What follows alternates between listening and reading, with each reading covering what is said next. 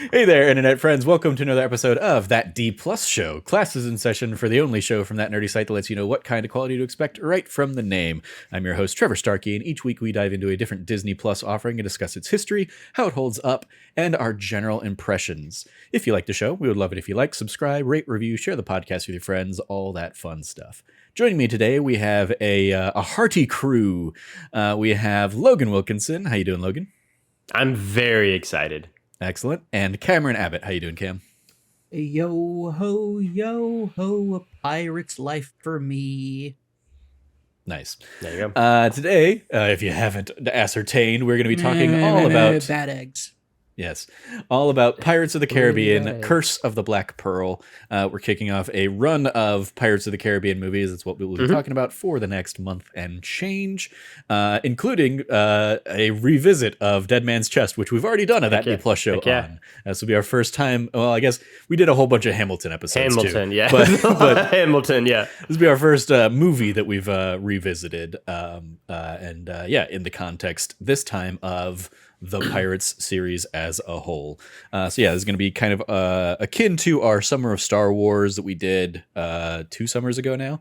We're going to be diving in. What did we do last year? What was the thing we did? What was the summer thing last year? I don't think we did a summer. We did some sort of limited run of like things, I thought. I mean, we did a Bond show. We did an entire Bond show for half the year. That's true. I feel like there's something else. Maybe I'm wrong. I mean, we did a few themed months last year. We did like a Pixar month. Maybe that's what I'm thinking. So yeah, we've done a handful of stuff like that. That's what I'm thinking. Yeah. This is coinciding because we're coming up here on the completely happenstance, really. We unintentionally, but it worked out great. Anything. Yeah, but it is this will be the 20th anniversary of Pirates this year because the original Pirates of the Caribbean was released July 9th, 2003, the summer after I graduated high school. A little bit of fun financials for you. It was the second highest domestic gross of 2003 with about $305 million behind Finding Nemo's $340 million. That was the number one domestic grosser that year. And is the fourth highest overall gross of 2003 behind Return of the King at number 1, Finding Nemo, and Matrix Reloaded. Hell yeah. Yeah. Surprised Matrix Reloaded did that well, given the, I think, reception to it, probably. But other releases of the time, we had Finding Nemo and The Italian Job had come out May 30th, 2003. We were 2 movies into the Fast and Furious franchise. We had Too Fast, Too Furious there on June 6th. One of the worst. The worst, yeah. Oh, no, I guess it's not the worst. Tokyo Drift is the worst. Right, yes, absolutely. Inaccurate. 2 is far worse. No, you're a dumbass. It's not. Tokyo Drift remains a superior film. God, no. You have the whole, the Ang Lee's Hulk movie was June 20th of that year. Yeah. 28 days later, and Charlie's Angels Full Throttle was June 27th. Legally Blonde 2, Red, White, and Brown. Right, I forgot they made a sequel, yeah. Yeah, came out alongside Terminator 3, Rise of the Machines on July 2nd. The first of the attempts to sequelize the excellent T2. Yeah. And then Pirates of the Caribbean, Curse of the Black Pearl, July 9th, followed shortly thereafter by The League of Extraordinary Gentlemen, July 11th. Underrated film. I agree. Also, Sean Connery's last movie, A League of Extraordinary Gentlemen. Yep. Yeah. He retired from acting because we didn't give enough praise to that movie. That movie was great. I the whole. It's just people just. It's great. It's a great film. It's such a fun. I would love. I don't know who owns A League of Extraordinary Gentlemen. I would love to do a podcast on the movie, especially with the benefit of 20 years hindsight, that movie sort of I think predicted a lot of what those kind of comic movies would be, but it still has that sort of turn of the millennium, Blade, early X-Men movie kind of feel to it. It's just a ton of fun. It's very silly. It's very dumb, but it's super camp, and it's just, I think it's a great time. Yeah. We had Bad Boys 2, and in honor of a very early That D Plus show, Eddie's $1 Million Cook-Off, July 18th. I agree. But I hate that I think about it every time I'm cracking eggs now. We had Lara Croft Tomb Raider, The Cradle of Life, which I believe was the second second Tomb one, is Raider that? film. I think that, Seabiscuit and Spy Kids 3D Game Over all came Hell out yeah. July 25th. So it was a summer of sequels, was what I gathered this year. And the iconic, for all the wrong reasons, Geely came out August 1st of that year. I know I say this a lot anytime we do this particular era of films, but I love this era of movies so much. What a crazy, fun, eclectic mix of movies. And just like how many movies are coming out in that time period. What a great run. Indeed. In the Pirates of the Caribbean series, we of course had Curse of the Black Pearl here, 2003. Would be followed up by Dead Man's Chest in 2006, At World's End in 2007, On Stranger Tides 2011, and most recently Dead Men Tell No Tales 2017. Just before we dive in further, am I alone in being the one that hasn't seen that last one, or has nobody seen Dead Men Tell No Tales? I can't remember. I've seen the one that has Penelope Cruz in it. Is That's that 4 On or Stranger 5? Tides. That On was Stranger 4. Tides, a highly underrated film. I can't wait. I think like from what I remember, it's been 12 years apparently. Like I think I remember liking it quite a bit too. I haven't seen Dead Men Tell No Tales in. Yeah. No, I have not seen Dead Men Tell No Tales. Ooh, surprise for all of us. That was during the like beginning of like the like we do not stand Johnny Depp era.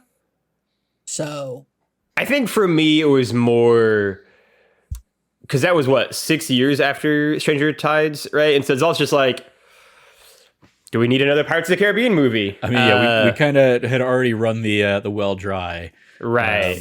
Yeah, but maybe it's great. I have no idea. Maybe it'll be really good. We'll all find out. I mean, I don't know how you top Ian McShane as fucking Blackbeard. Like you just I can't. know. Yeah. That was also, he was riding high off of the Deadwood at that point. Yep. Mm-hmm. I don't even know who the baddie of. Oh no, it's Javier Bardem. Javier Bardem, right? Is Dead Men Tell No Tales. Yeah. It'll be interesting. This movie has a runtime of 2 hours and 23 minutes, and in the Disney live action timeline of things, we had Holes had come out April 18th of 2003, followed by the Lizzie McGuire movie on May 2nd. And we had Pirates here July 9th, followed up by Jamie Lee Curtis and Lindsay Lohan's Freaky Friday on August 6th, and George of the Jungle 2 on October 21st. And I just think it's funny, those latter two, because you have Jamie Lee Curtis and Brendan Fraser in the Oscars scene this year. So, shout out to them 20 years on as well. Our roll call director is Gore Verbinski.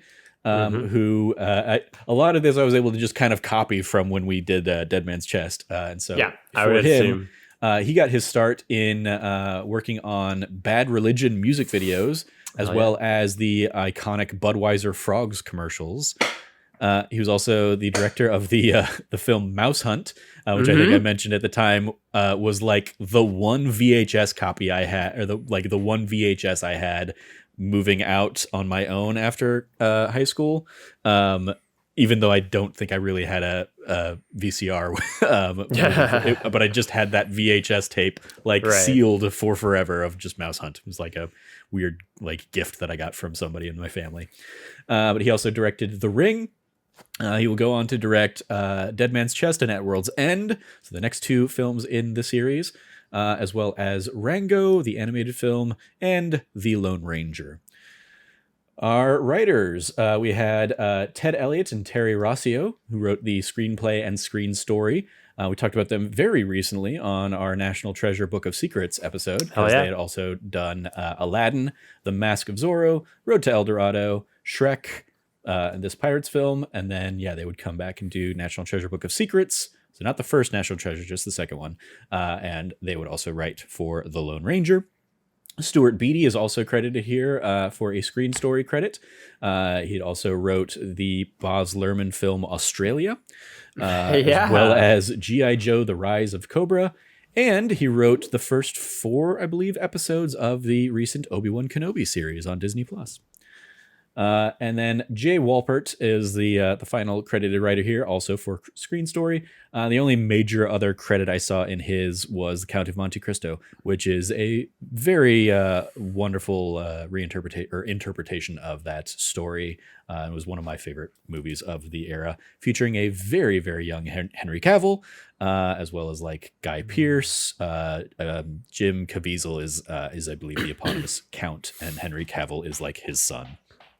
You know what story I really like from this era is the Man in the Iron Mask, where Leonardo DiCaprio. Also very good, I think. Yeah. Our cast of characters here, of course, starring Johnny Depp as Captain Jack Sparrow, having been in projects like Edward Scissorhands, Chocolat, and Blow prior to this, and then he would come kind of blow up from this and be in Charlie and the Chocolate Factory, all of the other Pirates movies, obviously, Sweeney Todd, Alice in Wonderland, and Fantastic Beasts and Where to Find Them, until he wasn't in those movies anymore. Also 21 Jump Street. Yeah, also 21 Jump Street. There you go. Yeah, and like Benny and June, if you want to go into his full repertoire. Jeffrey Rush as Barbossa. He was Javert in the Liam Neeson Les Mis of the, I believe, 90s, basically the non-musical version. He's also in Mystery Men, which I wanted to give a shout out. Shout out to Jazz, who I know loves that movie. It's one of my dad's favorite movies as well. There you go. He was in Finding Nemo, so he had a good year here.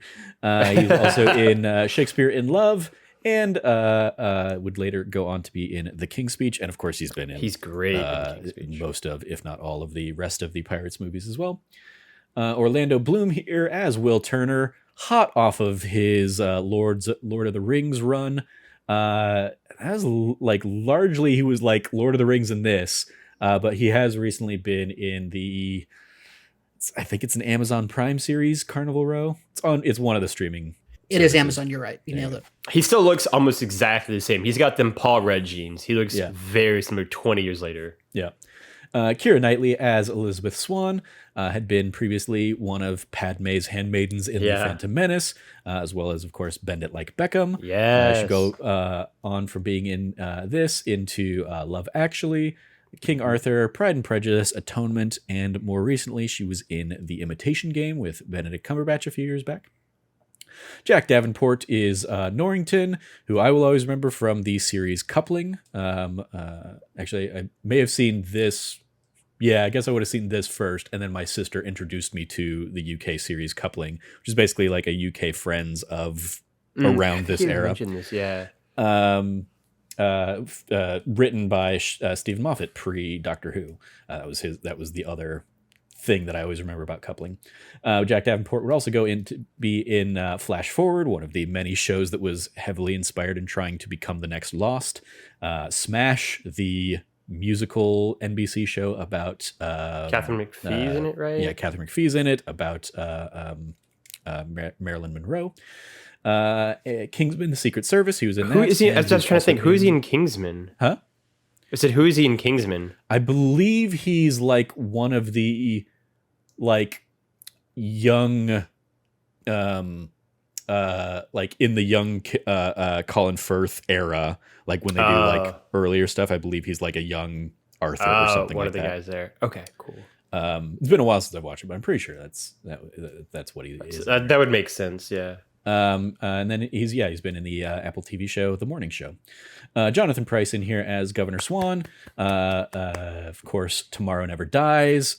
Shout out to that Bond show. Absolutely. He would go on to, he's also in Game of Thrones, The Crown, and The Two Popes. He's fantastic in The Two Popes, just for what it's worth. A bajillion other things. He's Jonathan Pryce. Lee Ehrenberg as Pintel of Pintel and Rigatti, the kind of bumbling Laurel and Hardy pirates. A ton of character actor credits going all the way back to 1987, including projects like Waterworld, the 2000 movie Dungeons and Dragons, and many dwarfs in the series Once Upon a Time. And then Mackenzie Crook as Rigetti, who's probably best known as Gareth in the UK office, who's basically the precursor to Dwight Schrute. He's also in The Detectorists including where he reprised a role as the detectorist in the video game Lake that I know was very high on your wanted to check out list a couple years back. Lake is great. Kevin McNally as Gibbs, with many, many UK credits going back to 1976, including The Spy Who Loved Me. He's the HMS Ranger crewman in there. So as I was going through that, I was like, well, I got to pull that in for Logan too. Yeah. He's also in a Colin Baker era Doctor Who story, as well as Spice World and Entrapment. And then following this, he would go on to be in The Phantom of the Opera and Assassin's Creed 3. And the Assassin's Creed 3 DLC about the tyranny of George Washington, I think. He's in there. Entrapment's great. I feel like that's a great movie. That's like a great late Sean kind of movie that I feel like people sleep on a lot. They think of The Rock and they think of League, but like in between those, Entrapment, so good. Yeah. And then we also get a very young Zoe Saldana as Anna Maria in this, who prior to this had been in the Britney Spears film Crossroads, as well as Drumline. But then, of course, would go on to be in Star Trek, Avatar, and the Marvel movies / Guardian stuff, being, I believe, the only actor who's in 4 $2 billion plus movies between the Avatar movies and the Avengers Infinity War Endgame duo. A bunch of trivia for you here, some of which comes from because this was the era of DVD commentaries. According to DVD commentaries, Jeffrey Rush has a theory that people watch the screen from left to right, just like when they read a book. Therefore, he tried to be on the left side of the screen as often as possible. He was particularly intent on doing this in scenes with the monkey and Keira Knightley, because he didn't think anyone would look at him otherwise. That's a really interesting theory about like how people watch film. I think I definitely think there is a truth to it. I know I've been in many theater classes and worked with many theater directors that espouse that on the stage as well. So they kind of block scenes from left to right, action wise, and then they kind of like move and guide your eye from left to right because of that. Keira Knightley claimed she was so sure that she was going to get fired after a few days of work on this film, she only packed a few things to go with her to start filming. Robert De Niro was offered the role of Captain Jack Sparrow, but he declined, thinking the movie wouldn't do well at the box office as many other pirate movies in the past. He was proven wrong, so he later accepted the role of Captain Shakespeare in the movie Stardust, which is a favorite of mine, so of course I will always give that some love.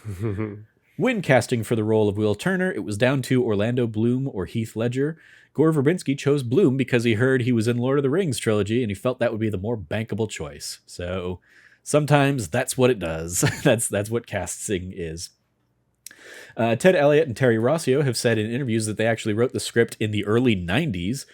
Somehow Steven Spielberg got a hold of the script and wanted to direct the film with Bill Murray, Steve Martin, or Robin Williams playing Captain Jack Sparrow, but Disney did not give the permission for the film to be made at the time. When Ted Elliott and Terry Rossio originally pitched the movie to Disney execs in the early 90s, it was rejected, most likely due to the audience's lack of interest in pirate movies since the 70s. It wasn't until Jay Walpert was asked by the studio to write a story based on the famous Disney theme park attractions that the project finally got off the ground.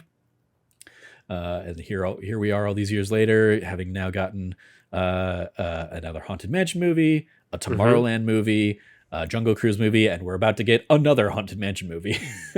That's right.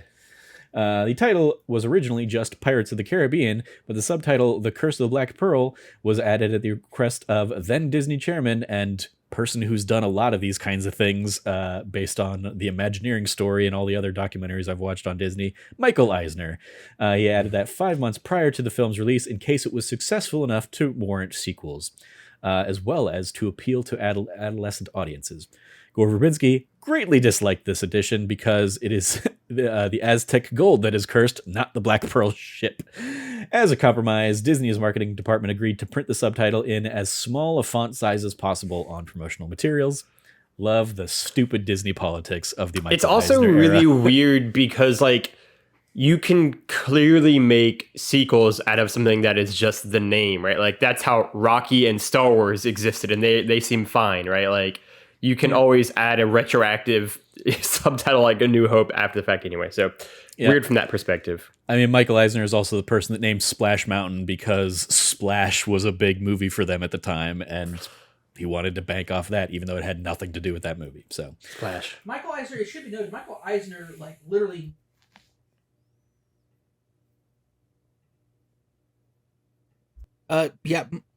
his only successful... I don't know if that got picked up. Michael Eisner's Nepo married his way into the Disney company and family. The most successful thing he did before then was he was a college football player. Hey, That's not it. nothing. He just happened to marry one of Walt Disney's daughters. I mean, I feel like in Imagineering Story they talk about he was like, I mean, he might have like ultimately he gets to Disney because of some stuff like that, but I'm pretty sure he was also in like the TV business prior to between football and leading Disney. Like I believe he was, in part had worked for ABC and stuff like that. Now I'm a little shaky on that, but yeah, Michael Eisner, weird guy, weird decision making. But I mean, at the end of the day, it worked for a really long time. Yeah. So, Zoe Saldana did not enjoy her time in this film. She has gone on to say, quote, "Those weren't the right people for me. I'm not talking about the cast. The cast was great. I'm talking about the political stuff that went on behind closed doors. It was a lot of above the line versus below the line, extras versus actors, producers versus PAs. It was very elitist. I almost quit the business. I was 23 years old and I was like, F this.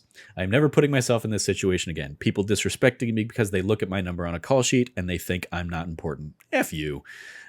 So love that. Cause we were talking, I was, mentioned to Cam, I had like Zoe Saldana trivia when she popped up in this and we were like, yeah, she's not in the other ones. She doesn't come back after this. And that was why, and worked out for her in the end. She definitely went on to bigger and better things. And then I think this may be big run of the my last bits of trivia here. References to the Disneyland attractions include, but are not limited to, 3 uses of the song Yo Ho, Yo Ho, A Pirate's Life for Me by Xavier Atencio and George Burns.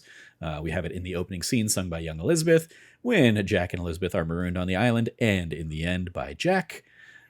We have the jail scenes in which the prisoners try to tempt the dog who holds the key to their cell. Jack says that dog is never going to move, as a direct allusion to the animatronic dog from the ride.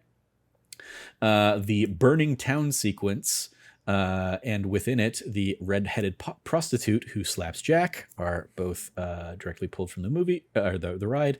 The stuffed pirate drinking the rum spurting out of a barrel is another element of the ride. The pirate chasing the lady in the ride, they're circling a barrel or a pillar. Jack's initial discovery of Gibbs sleeping with the pigs. There is definitely a pirate you'll find doing that in the ride. The line "Dead men tell no tales," said by them caw, which is repeated throughout the ride's narration. A quick shot of a skeleton sprawled on the beach on the island, or Isla de Muerta, with a crab nearby. That is another image from the ride. During the raid on the town, we see a man being dunked into a well. The skeletal Barbossa drinks wine, which trickles through his exposed ribcage, as one of the skeletal pirates on the ride does. During the battle scene between the 2 ships, Black Pearl and the Interceptor, Captain Barbossa refers to his crew as bloomin' cockroaches, just like the captain in the ride does when his ship is attacking the local town fort. In Tortuga, we see a pirate drinking rum on top of 2 barrels and is wobbling, just like in the ride. There are references to cursed treasure in the ride, with old pirates speaking of cursed treasure and how you probably don't believe in it, and the line, "Who knows when that evil curse will strike the greedy beholders of this bewitched treasure?" And lastly, parts of the Caribbean beach resort at Walt Disney World in Orlando, Florida is called Port Royal. It is also the name of the shop at the exit of the Pirates attraction in Disneyland. So lots of Disney attraction stuff. And then also, of course, didn't pull it in here, but I think in part because it's more timed with Dead Man's Chest for next week, but the ride was ultimately like remodeled around this time to incorporate more elements from the film. And so now you'll see Jack Sparrow, of course, on the ride, which you would not have done prior to the massive success of this film. So that's enough for me for a little while. Logan, you were the one that really wanted to, I think, dive in and discuss these Pirates movies. So I'll throw it to you first. What do you think of Pirates? How does it hold up? Yeah, I think Pirates of the Caribbean: Curse of the Black Pearl is really genuinely like a fantastic movie. I think it holds up so well 20 years later, which is also in its own right crazy to say. But no, I mean, I think it is a movie that is so full of like instantly iconic moments and instantly iconic lines and like so much like iconography in this film, right? And musical cues, and it is almost absurd how much of Pirates of the Caribbean's like most iconic moments are all within this one film in this 5-film series. And almost like right from the jump, right? There's so much stuff happening and so many great moments. Right. Like I think that Jack's introduction into the film is probably still one of like the best, most iconic character intros in any film. It's so instantly great. So instantly sets you into like who this character is, him just coming in on the sinking ship, the visual image of that looking so cool, and then kind of getting the whole reveal, him bribing the official and then taking the rest of the money, like the whole back and forth there. Like it all works so well, and it's such a perfect like encapsulation of who Jack Sparrow is. I think that there's so many elements of Pirates that work. I think Barbossa's a fantastic villain, and Jeffrey Rush is so good here. And you know, we'll get into it in the ensuing weeks, but I think so much of Black Pearl is also strengthened by knowing what comes next and sort of comparing it in some ways, right? And most particularly with the fact that like Barbossa to me works best as a villain. And spoiler alert, they're gonna sort of like retcon that out of him. I think that Will and Elizabeth are like, you know, the emotional heart of this movie. And they are really good together. And I think their chemistry is really good together. And, you know, they're basically going to spend the next 2 movies not together for like the whole thing. And I think that is a weakness of those films. And then obviously, you know, we'll get into this for probably every single episode after this, but like Jack Sparrow is like one of the great characters, right, of the last like 20 years probably. And he's also crucially not the main character of this movie, right? And I think that is not an accident. I think that was deliberate. And I think for me, they took almost all of the wrong lessons from this movie when making the sequels, in particular the next 2. And I think it's sort of disappointing because we could have had maybe a more engaging, more fun trilogy. But what we get here is such a like phenomenal film, I think, for the 2 hours runtime. Like it's so good.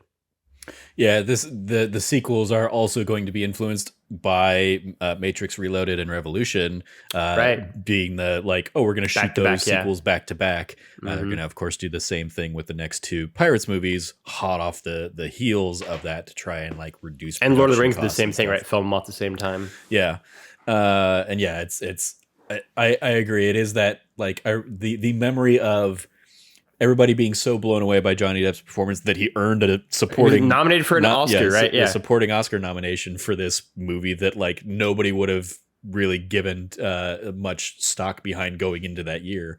But yeah, he blew it, and then just like, you know, the Aladdin movies did with the genie or something, that they were like, all right, we're gonna make that character, that breakout character, the main thing, and it's like, no, he like it works best when he's supporting, like you said, the emotional heart or other characters, and he is a supporting role. He's not supposed to be the lead of this series, but yeah, we'll learn some wrong lessons from that. And to be fair, like, you know, it's an easy, I mean, like, it's Johnny Depp, right? It's easy, like, I understand why they made the mistake. Like, it's not like I don't get it, but like, oh yeah, it is a mistake made so easy. Years, like over and over again. It's the Fonzie problem. It's the that's Barney exactly what I was Stinson going to say. It's the problem, Fonzie, right? Yeah, and like, but like, and I don't want to undersell it because we probably are going to we're probably going to spend a majority of this podcast series maybe complaining about some of Johnny Depp's performance. But here in this movie, I really do like. It is so good. Like it is exactly it is the Marissa Tomei and My Cousin Vinny kind of like Oscar nomination performance, and it's so good and it's so quirky and like it just fits Johnny Depp like a glove so well. And I cannot rave enough about how great Jack Sparrow is and how much they let him, I think, flirt with being so morally ambiguous, and like it almost was like you don't know whose side he's going to come down on until the very end. And I think that's absolutely great. And I think they sort of lose that in the later ones, but he's so good here as this kind of like morally ambiguous snake oil like salesman, like chameleon. And he will do whatever it takes for him to persevere at the end. And I just love his performance so much. It's fantastic. Indeed. Cam, hit us with your thoughts. I think it's bad. I'm joking. No, I think this is a quintessential perfect film. In a lot of ways. I'll be brief because I think most of my points already were echoed by Logan. I will say that the reason why like Captain Jack Sparrow did not age well has less to do with the quality and the particularities of the character, and more so it being absolutely hammered so deeply into pop culture for such a brief period of time that we all just got really sick of it. And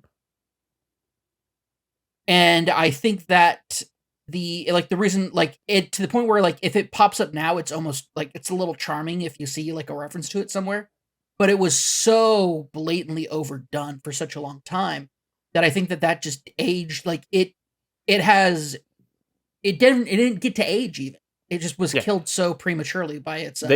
They'd what 4 movies in 8 years they cranked them out. Yeah, like they was flying through these. But on top of that, like I was talking to Trevor, I was like, there's a moment, there's a scene where the skeleton crew are coming up on the what is that ship they have? It's it starts with an E. I think. There's the Interceptor. There's the Dauntless. Sorry. So they're the crew is creeping up on the Dauntless at, like in the middle of the night, in, like the moonlight. Trevor and I were talking like that entire scene of the skeleton crew walking like across the bottom of the ocean floor. The moonlight coming in as like they're like as it's like you're shining, they go under the ship, they go back to being people, then they're back to being skeletons again as they leave the shadow of the ship. They climb up, and when they were climbing up, I'm like, yeah, this is what the point of the kind of play in off of a musical written years ago, called The Pirates of Penzance. And there's a song in there which is they're talking about what it is to be like to be a burglar, like for a pirate to be a burglar. And so they talk about with cat-like tread. Now it's a musical. It's meant to be in play and funny. And so they do not have like cat-like tread, but these skeleton pirates do. And they just I'm like, that's a fun reminder of that. Like just like a fun little musical note there. Real quick, it also, one of the other things we talked about and I joked about was we have that moment where Elizabeth has said parlay, and so she's being, ferried across to the Black Pearl with Pintel and Rigetti. And we cut away, and the moon, lights, and we see skeletons and whatnot, and in particular, a skeleton like reaching in, grabbing Jack's hand. And so, like when we cut back to Elizabeth, I'm like, so realistically, everybody she was on this boat with would have just turned into skeleton pirates, right? She should be way more freaked out than she is. Could have been very easily fixed if they had like blindfolded her or something like that, but they don't. So it's just one of those like that doesn't work at all. Oops. Yeah, there's a lot of like just like inconsistencies, but they're like this is also a story about people about like cursed Aztec gold, and so like we're really not dealing within the realms of reality, folks. We can let like it's like the point of this movie is to have fun. It's not meant to be. I don't even think you notice it watching it. It's like if you like me like oh yeah that doesn't make any sense, but like I think you're just flying along at such a good pace, right? Like it's just a good time. Yeah, I think when it comes to like there's so many things about this film that I think are iconic and absolutely brilliant. I think that I'm not going to get too much into like a lot of the feelings I have about certain things because I think they're reflected later on in the other films a lot better. I do think that the emotional core of this film is the story, like is a very basic romance plot of boy is underclass, girl is upper class, the uptown girl, like narrative. It's Billy Joel, classic Billy Joel, Billy Joel once again. Uptown Girl. Yeah. You have Uptown Girl, and it's actually you could actually say this is the combination of 2 Billy Joel songs. You have Uptown Girl and the Ballad of Billy the Kid. Ooh, we love it. This is a Billy Joel heavy episode. We love it. Yeah, very very heavy Billy Joel episode. Let's go. The Real Pride of Long Island. Yeah, like it's very much that, and I think that Jack Sparrow as like as a character encompasses so many of the really wonderful things that we like to think about with pirates, about like the over dramaticness of what it mean of like what pop culture has turned pirates into, and it is kind of like the culmination of that. I think he is like the iconic pirate figure, and I think that like not historical, but like in context of pop culture and media. So much so like it permeated everything. So every single show of Pirates of Penzance that I have ever seen after The Curse of the Black Pearl came out, the Pirate King is always dressed up like Jack Sparrow. It's just it is what it is. Like that's just it always is the case. And so there's a bit of a chagrin that a lot of folks who've done that show have, where like they're like, we're not gonna do like what everybody else does, and then everybody capitulates in the end. That being said, like there's a reason for that. Jack Sparrow's iconic. He is absolutely nailed. He must be the greatest pirate that I've ever seen. So it would seem. Like this film also has great banger one-liners, or like smart retorts, or like great asides. And it's done by so many characters. I think the best two characters and their dynamic that I love the most is actually Norrington and Sparrow. The I am an officer of the Royal Navy. Like, I am a prim and proper man, but at the end of the day, he's pulled by the same base vices that everyone else is, which is, like, he's all of a sudden totally willing to go after Will and get the glory of taking the Black Pearl as soon as Elizabeth, like, capitulates and is like, I'll marry you. Yeah. It's like, he goes, oh, you'll marry me? Okay. Also, shout out to Trevor and I immediately clocking how not cool their age gap is. That was the big thing I was going to lean into of like, yeah, this is a thing that doesn't hold up well, is the fact that it's Jack Davenport in the like the prologue scene with a very young Elizabeth, and then she ages up to, I mean, Keira Knightley was only 17 when they were filming the movie anyway, so there's still already like a uncomfortable age difference there. Sure, it's like period appropriate or whatever, but still not like period appropriate doesn't mean appropriate. And so yeah, that was an uncomfortable element of like, you're talking to this little 10-year-old girl or whatever, and you're going to want to marry her in the next few scenes. This is odd and uncomfortable. It also doesn't help, like, he's already an officer, and so like he's not like, he's like maybe 18 at this point or something. He's clearly like at an adult age. Yeah, at the same time, you were like, he has no growth in his career because you'd forgotten that he was like, he's a lieutenant in that scene. He gets introduced, captain becoming Commodore later on. So yeah, that immediately was like, oh no, he's gotten plenty of promotions in those times. Definitely, no, I was definitely wrong on that when we were watching it. No, but it is like extremely uncomfortable when you think about it. It's like, she's literally known him her like basically her whole life. Yeah, her whole life at this point. At least half of it, and it's creepy as hell. Because the entire time he's like, "You've grown into a fine woman," and it's like, So anyway, the best relationship in this movie is actually Sparrow and Norrington, because you have like the great cat and mouse, Commodore and pirate captain, the cops and robbers type aspect of that, like kind of like relationship, that heat relationship, Robert De Niro, Al Pacino, type, like, I'm gonna come after you, and I gotta run, kind of level of like, this is their dynamic, and it's who they are as people, and it's I love that dynamic. It's great. And also like the begrudging respect that grows Jack never respects Norrington ever. But the fact that like Norrington does eventually have to admit like Jack Sparrow is the greatest pirate he's ever seen. Some other things I want to touch on that we haven't already covered, because I echo a lot of sentiments here. This was a movie that came out in between my my high school and first year of college, and it was a movie that I watched many times, and would this was one of those quintessential, I would throw it on while I was doing other stuff and just kind of let it play.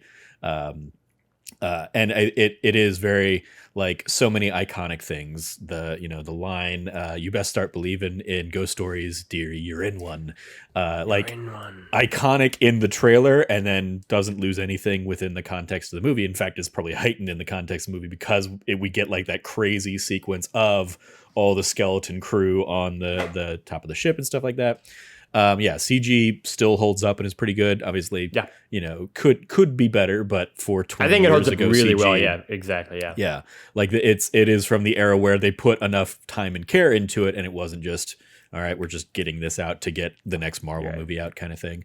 And one of the things I continue to love is the sword play, the Yes. I'm glad swashbuckling. you brought this up. Like in particular, like the fight between Jack and Will Yep. in the blacksmith shop is great, and like will continue to be a thing they try and like use as their set pieces in the years ahead. But then also, yeah, the ship to ship combat stuff between the Interceptor and the Black Pearl. People jumping across. It's action that is fun and also choreographed in a way that you can still understand what's going on. There's chaos everywhere, but you can still know, okay, Jack just jumped from the pirate ship to the good guy's ship, and now he's heading back to the pirate ship and all that. Like you can follow the action really, really well.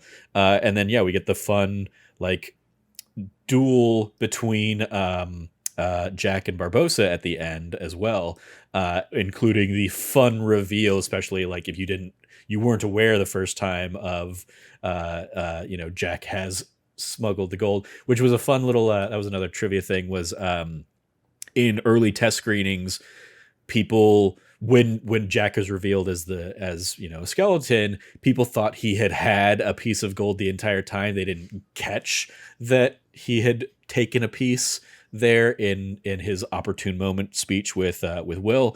And so in order to like make that clearer to the audience, they didn't end up reshooting anything, but they took the shot of him like putting coins back in, and they like slow the last one down and like play it in reverse so it looks like the coin is going back into his hand kind of thing.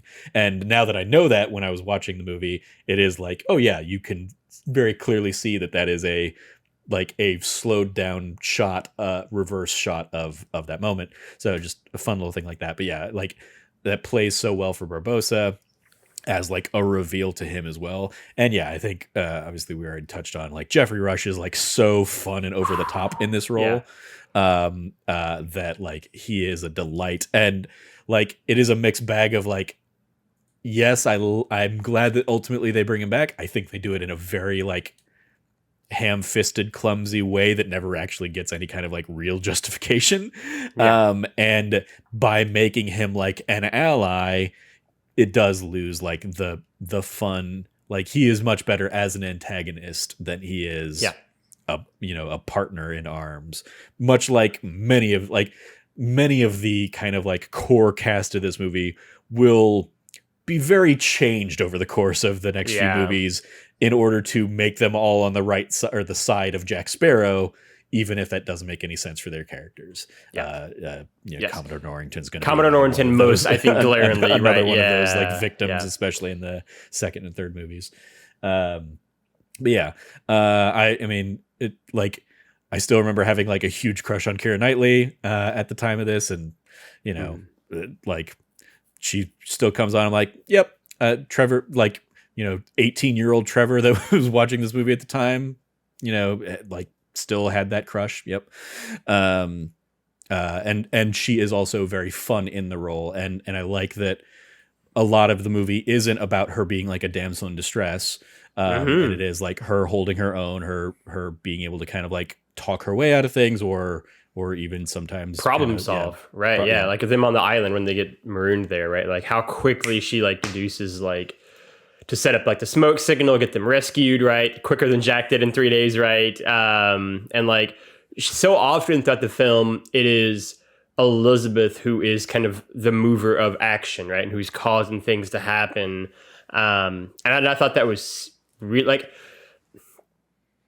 again, I don't want to spend too much time talking about this episode, but like so much of the disappointment for me in the following two episodes, at least from what I remember, maybe we'll watch them again next week and I'll feel differently.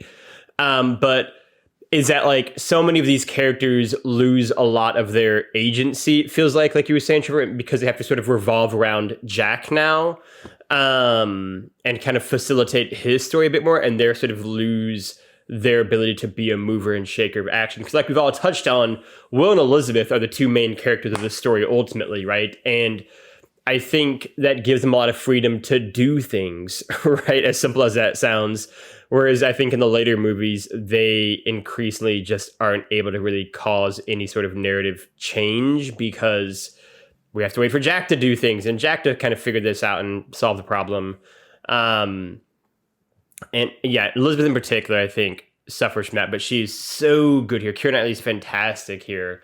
And I think kind of one of the definitive performances of her career, and really touching off what you were saying too, Trevor, like, you know, to use a that Bond show refrain, top to bottom, I think this whole cast knows exactly the kind of movie they are in, and they all have so much fun with it, right? Like, it feels like everyone is just kind of on the same page and everyone's kind of hitting the same notes. And whether it's, you know, Johnny Depp with Jack Sparrow or Keira Knightley with Elizabeth or Orlando Bloom, right, with Will, to down to like Jeffrey Rush and Jonathan Pryce and even Gibbs, right? Like they're all just having so much fun. And the two, like, not just the two, like, you know, Abbott and Costello, like pirates, but also like the two redcoat soldiers who are also having the basically like the same gimmick on their end, I think is so much fun, right? And so much of this movie that I haven't really talked on yet, but that I want to give a shout out to is, I think, how smart and crisp and funny this dialogue is. Like, it's such a well written and cleverly,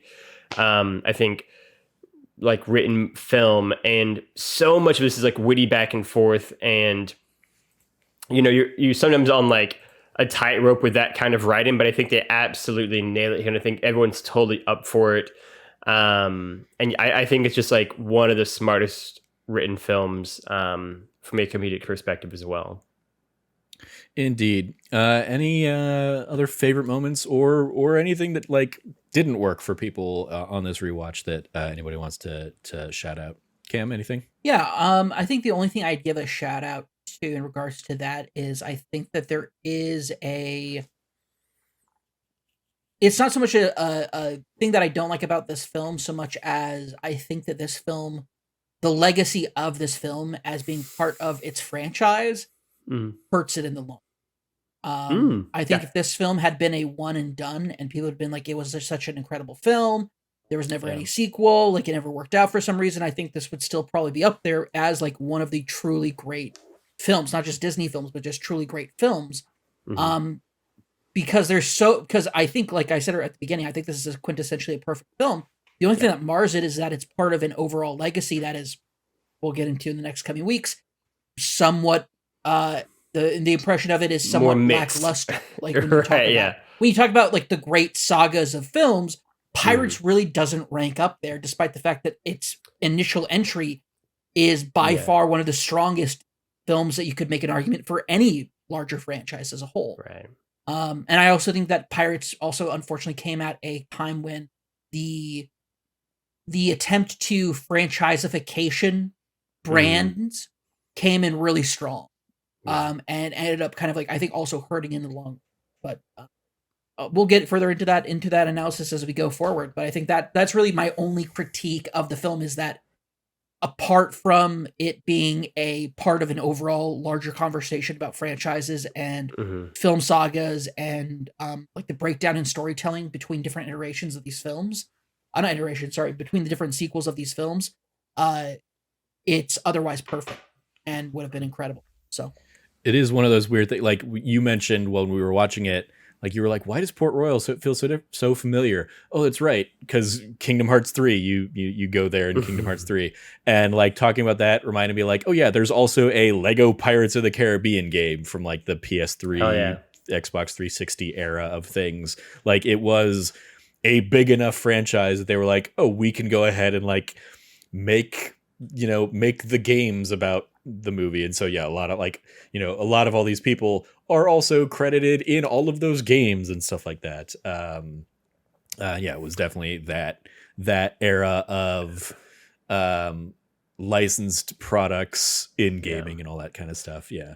I also remember, I remember specifically like my sister coming out of this when it like had pretty much probably until her current Outlander phase was a pirates, like had a pirates phase. Like she decorated her room with pirates gear and stuff like that. Like it's still a like a regular thing where I will find something Pirates of the Caribbean-y for her from Disneyland on my trips and stuff like that and bring it back, and kind of that's like a regular gift to her because that was so much like a part of her life, directly inspired and like probably drawing from crushes on Johnny Depp and Orlando Bloom from this movie. I forgot to mention earlier things that came like that I realized while watching this film. I definitely had a like buried deep down because everybody's like all fawning over Johnny Depp. An awakening of sorts. Yeah. It 100% was like if I had recognized it back at the time, 100% Orlando Bloom in this film is like. Shout out to Orlando Bloom getting some respect. Like, okay, yeah, like getting I'll appreciate that. like was it an unwittingly sexual awakening for me? Absolutely. Everybody was fawning over Johnny Depp and Jack Sparrow, and I'm just like, who is this clean cut guy who is like this good boy? All right, this like incredible like massive golden retriever vibes. Like, who is this guy? I'm super into him. He's also like a blacksmith. He has calloused hands. He's like buff and sexy, and he still sword fight 3 hours a day. Doesn't get credit for the work that he does, like doing the Uptown Girl thing. Like, oh my goodness, who is this guy? We love it. And of course, religious sexual oppression just pushed that deep down for many, many years. But, I think that, you know, it's to Trevor's point too. It's really funny because, you know, ultimately it's like, well, why does Disney care? Because like, Dead Man's Chest grossed like $1 billion at the box office, right? So like ultimately, like who are we three chuckleheads to be like, yeah, like you should have made more movies. Like it worked out fine for them. But like there is something to your point, Cam, of like this movie is it is just like one of those like it's just like a perfect movie in so many ways. And like, you know, again, I put it in Slack, but like it is, if not Travia's favorite film, certainly in the top 2 or 3 film. I mean, she's seen this movie at 100 to 200 times, right? Is what like her conservative estimate, right? Like she would just watch it every day. Like she literally was just quoting it line for line to me while we watched it this week. And so like, you know, I think the like cultural impact of Pirates of the Caribbean, like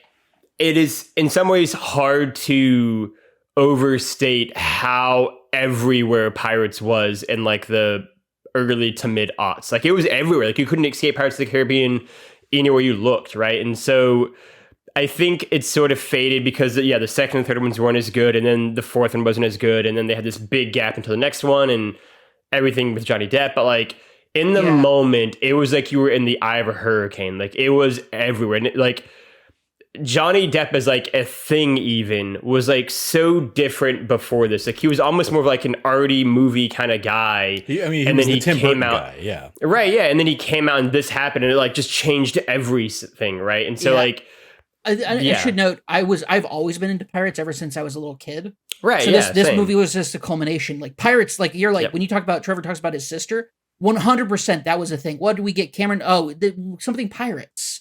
I had multiple pirate flags hung up in my room. Love it. Including a very like not great like reminder. Like I was like, I'm gonna decorate my graduation table at my graduation with the pirate flag, and I chose the Confederate pirate flag that I had because of course I did. Like bad choices from a younger, more conservative Cameron. But yeah, no, I was all about pirates for so many years. Like pirates are cool. That's a thing. Pirates right? are awesome. Pirates are awesome, and it's one of the reasons why Sea of Thieves is also an underrated game. God, put it on PlayStation, right? It's like to me, it is.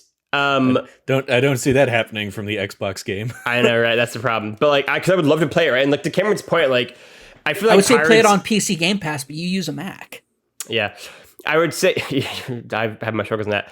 You like pirates to me is like the same thing I always say for like every little kid loves dinosaurs, and it's like, yeah, like every little kid loves pirates. They're just cool. Like they're inherently like a cool, fun thing. And so like Jack is just that, like, you know, he is the image of a pirate that everyone thinks of now, right? And like Cameron said, for like like any sort of musical around pirates, or any sort of story around pirates, like everyone is either doing their version of Jack Sparrow or deliberately doing like, you know, a not Jack Sparrow pirate story, right? But like they're doing something either based off him or like as like, you know, counterposed to him. And so I think just like how omnipresent he's become as like pirates, and how like this movie has become, like it is just a little bit like Back to the Future, right? And like those kind of films, like it is just such a perfect movie. And I think Back to the Future holds up better as a series of films than this does. But as like a one-off, like I really do think it is just like one of the best movies of, you know, post 2000, and not just like Disney or MCU or like action. Like I think it's just a phenomenal film, and I cannot stress enough, like it is 2 hours and like 20, I think he said 23 minutes long, Trevor. But like this movie flies through that. I think it goes at such a good pace. And from what I remember about me and Trevor's conversation about Dead Man's Chest, that is not going to be the case for the sequel. That is not going to be the case. But this one really, like when I discovered that this movie is only 6 minutes shorter, I was like, there's no way that's correct. There's no way that's right. Like you just fly through it, and I think you have such a good time, and are just so enjoying all the different pieces working around it, right? And the last thing I would say is that it really is the like all the various pieces and parts of Black Pearl building off each other so well, right? Because like it is, again, like the dumb British redcoat guys and like the dumb, you know, pirate duo, and all the way up to Jack and Will and Elizabeth and everyone in between all just commit so fully, and every single little piece of the movie works. And the music we haven't even talked about is great. And like there's so many great like images. I think the cinematography is really beautiful in what they do in both nighttime and daytime scenes. And like there's inherently, I think, a romanticism to like seafaring and ocean travel. And like one thing on Jack is that like he is a real person in this movie, and in a way that he becomes not that in the sequels as they go down the line. And also, like, despite this being a movie about cursed Aztec gold that turns you into skeletons, this movie is way more grounded in reality than any of its sequels are going to be. And it feels like, yeah, like this could be like a real story, right? And it has, you know, those kind of tethers to reality. And Jack in particular gets these really beautiful moments of like why he loves to be a pirate and what the Black Pearl means to him. And that I think speak to like who this character is, you know, that we just do not get in the later films. And so, yeah, I think there is just every element of the movie just works so well. Yeah, I think kind of going off of what some of the stuff that we already touched on there, like this movie obviously, again, took Johnny Depp from being like the weird guy that's in a bunch of Tim Burton things to like a whole nother level, but he continued to be the weird guy in the Tim Burton things too. Yeah. And just, it's the thing we now kind of experience with the Chris Prattification of like just completely overexposed and people are tired of him. You got that with Johnny Depp.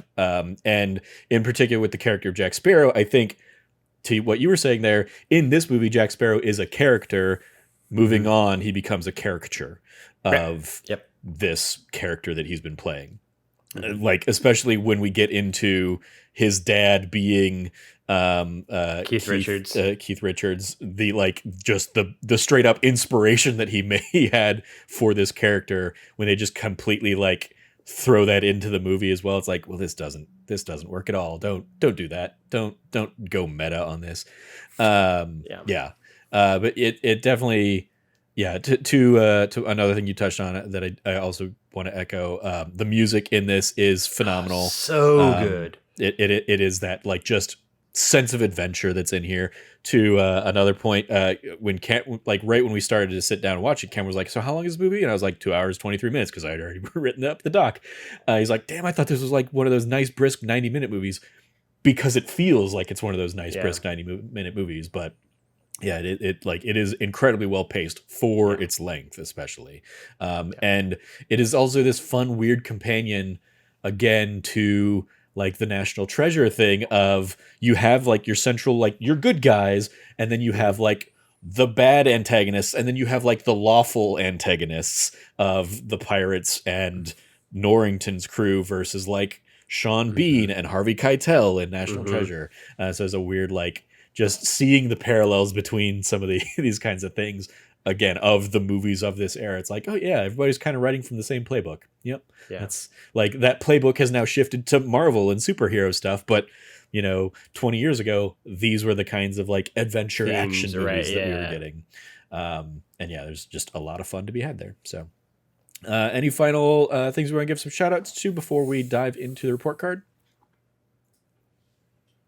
I had a thought, but I've lost it, so we're good. All right.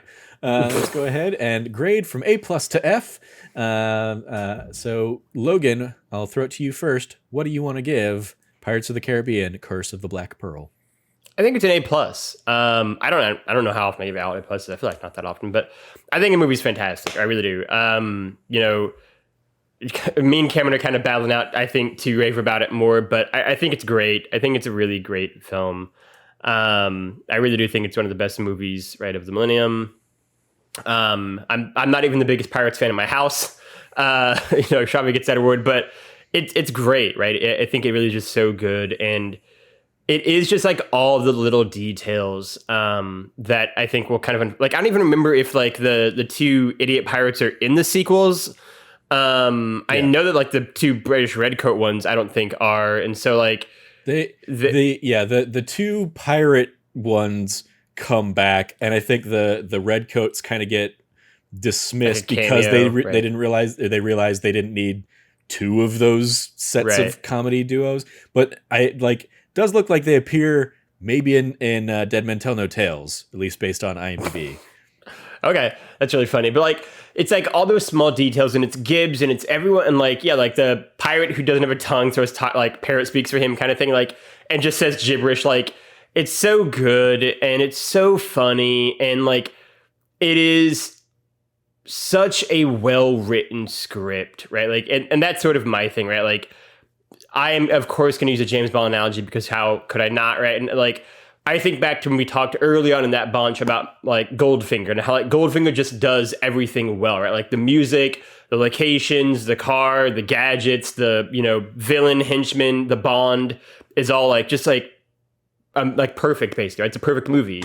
And I think Pirates does a very similar thing. Right? Just like all the different levels of it go so well together and just mesh so well. And like, I would say, they all just kind of elevate their own great performances and make it even better. And, I'm really excited about it. I didn't think I would love it as much as I did watching it again. I was really excited to see that I loved it even more than I remembered. And yeah, I'm excited. I know that we're probably going to have a maybe fairly marked step down from here. But it doesn't really matter because it's such a great start that, Jaws is the best Jaws movies by a lot, but the rest are fun because of how you kind of much of an afterglow that one leaves. And I think that'll be the case with Pirates. And yeah, I'm excited. It's an easy A+ for me. Absolutely loved it. Cool. Cameron, how about you? This is an easy A+. Yeah. Without a shadow of a doubt, I think this film is fantastic. I think it's set up it is a linchpin for somebody like Orlando Bloom's career. It shot Keira Knightley into the absolute stratosphere from otherwise like side roles that she was doing, or like minor films like Bend It Like Beckham. I think that it catapulted Johnny Depp, who had been like a longtime working actor and like in like some odd roles, into being that kind of like overly prevalent person, and also like. Despite its legacy being like long drawn through, like dragged through the mud by pop culture and like especially commentary in the current day and age, I think it still holds up as one of the greatest.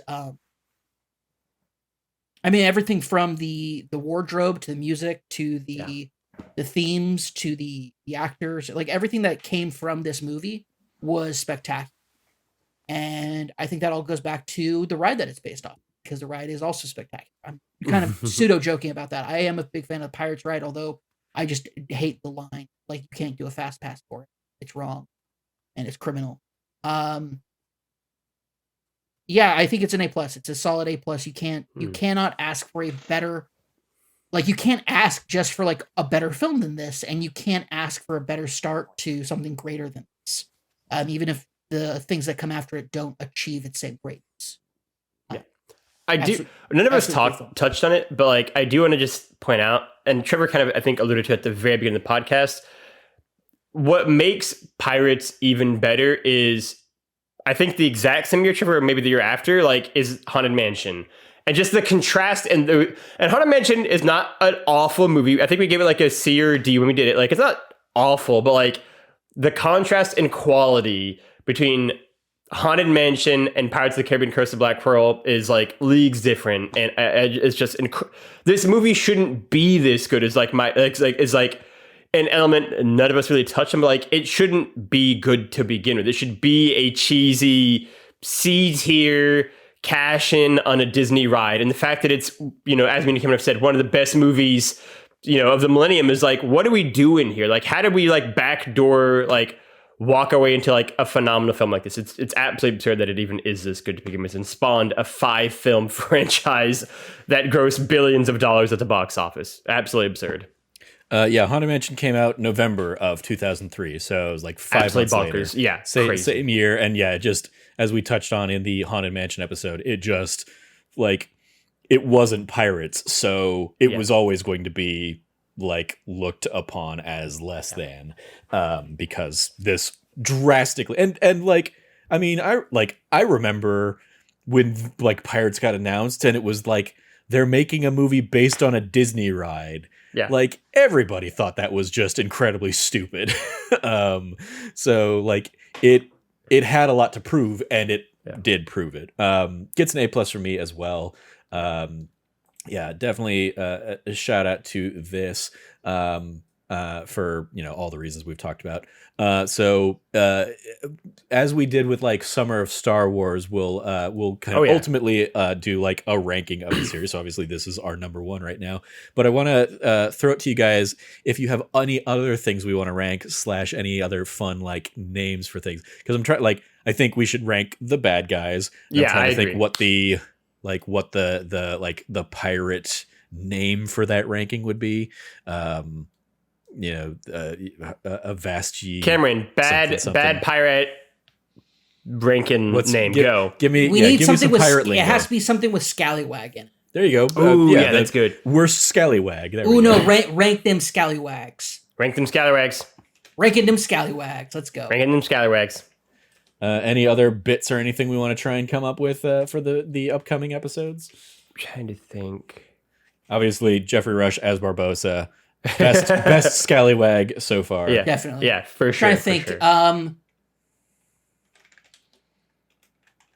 What is? How about that booty? And it's just ranking the treasure from each movie. Ooh, that's a great one, Trevor. Damn, I like that. Wow. Rank that booty. I also think we should be something like something about like the second best ship. The best non-Black Pearl ship. You mean? Well, like, that's basically it, because it's like the fastest ship in the Caribbean. Well, not faster than the Black Pearl. Well, the Black Pearl isn't a real ship. Oh, it's a real ship. I saw it with black sails. Gosh, that's such a great moment. That's such a great scene. That's what I'm saying. It's so good. It's so good. So I guess quote, fastest ship, quote, in the Caribbean. I mean, we can just rank the ships, and nothing's ever going to top the Black Pearl. That's true. So yeah, so we got our Aztec gold in this one, which is a great treasure. We don't really talk about it, but it is just a great treasure. Yeah, it's a tangible Indiana Jones treasure. They're gonna get really nonsensical here. Yeah, in the next couple ones. Fountain of the Youth is gonna be in there somewhere. Davy Jones's heart is the thing we're chasing after for an entire movie. Yeah. So and I do love even that is like, they just do such a great job of like giving you enough crazy lore about this thing of like 882 pieces of gold. It's so good. And we had to go and find them all again because we realized we'd been cursed. And turns out we were missing this one piece that Bootstrap Bill got, I also had the question, and I posed to Cameron. I'll throw it to you as well, Logan. He's named Bootstrap Bill, but presumably he's named Bootstrap Bill because they strapped a cannon to his bootstraps and set him to the bottom of the ocean. But it's not because clearly Jack knew him as Bootstrap exactly. Bill. Clearly his name was Bootstrap Bill before that, but why was his name Bootstrap Bill? Distinctive bootstraps. That was what he was known for. Very colorful. I also it's because they didn't know they're gonna make a sequel, but everyone keep mentioning he looks just like Orlando Bloom, and then it's like Stellan Skarsgård is not an ugly man, but he's certainly not the spitting image of Orlando Bloom. You can't make the one-to-one comparison. They have just completely different features. Yeah. It's just nothing. It's just well, I guess they're the spitting image of each other. Yeah, I called that out as well. Okay, so we got our Aztec gold, and then for ranking the ships, we've of course got the Black Pearl as number one. So of the Interceptor and Dauntless, it has to be the one that Jack or somebody alternatively has to pilot at some point, right? So it can't be the Dauntless. It has to be the Interceptor. I mean, we're just going to rank all the ships. Okay, so all the ships, cool. Yeah, we've got 3 ships to rank in this one. Interceptor above Dauntless, very well. Interceptor. Yeah. We didn't touch on it, but also the scene of Jack and Will stealing the Dauntless to steal the Interceptor is one of the greatest things I've ever seen in my life. It's so clever. It's so funny. And the bookends of you're the worst part I've ever seen to that is absolutely the best part I've ever seen is such great bookends to it too. It's so clever. It's out of an Ocean's movie. It is so hard in the modern film era to pull off a true quintessential hoodwink. Yeah. This is an actual hoodwinking that is done, performed, and executed with the audience not really being in the know, but seeing it as it happens. And it's one of those great hoodwinks that you can go back to and saying, this is the setup, this is everything. The plan gets planted in Jack's mind when he's told that this is the fastest ship in the Caribbean. Yeah. The moment that he's told that, he no longer thinks about the Dauntless, he's thinking solely about the Interceptor. Yeah, absolutely. Yeah. All right. Well, there we got some fun things that we'll add into our rankings in the weeks ahead. Some extra credit, other suggestions if you like this. This is a lot of pirates. This is the one. This was the first one really where I was like, oh, they're just leaning into trying to sell you on whatever whatever they've made recently. Because the first recommendation is Willow, the series, and it's what does that have to do with pirates? It's not even the other Pirates movies. It's Willow is the first thing they recommend. But then, of course, you do have Pirates of the Caribbean, Dead Man's Chest, At World's End, On Stranger Tides, and Dead Men Tell No Tales. Remember when we did this the first time around with Dead Man's Chest, On Stranger Tides wasn't available on Disney Plus yet because it was the Disney Plus deal was still like new enough that like some of the other legacy movies had still had deals with like Netflix and stuff like that. Right. But now they're all in-house. And then beyond that, we have Mulan, National Treasure, The Chronicles of Narnia, The Lion, the Witch, and the Wardrobe. Also a great movie. Extracurriculars. Anybody watching anything else on Disney Plus this week? I mean, I'll throw out. I watched last night. I watched this week's episode of The Mandalorian, so I am caught up on that. Right. I need to do that at some point. There you go. Trevor and I were going to, but we, after sitting through like an episode of Never After, we just no, like I was not up for like watching another thing because it was already like 10:30 by that point. Yeah. You watch anything there, Logan? Not on Disney Plus. All right. Cool. Oh yeah, we've also been watching a ton of Last of Us over here in this household. So, yeah, that is going to do it for this week's episode of That D Plus Show. Thank you, everybody, for joining me to talk Pirates of the Caribbean: Curse of the Black Pearl. We'll be back moving forward again for the next month with the rest of these Pirates movies. I'm excited for the rest of that's like the thing. Like this one was like a love fest and I was just gushing about it. But like I'm excited because like I don't really know what to expect for them. It's been so long outside of 2 since I've seen the other ones or I've never seen 5. So it's like I just don't have any expectations. Yeah, it's like I don't it will be fun conversations at least. Yeah. Even if the movies are bad, we'll still have Yes, fun conversations. we're gonna have a ton. Yeah, exactly. Yeah. You can follow Logan at Lefty Logie, Loggy. Anything you want to give a plug to, Logan? Hey, we're making lots of Let's Plays over on YouTube. You should check out all of this shit, man. We got Trevor and Cameron going through Elden Ring. We got Trevor doing something new that I already forgot it was, and we got Cameron doing something new as well. Cameron's playing through a game.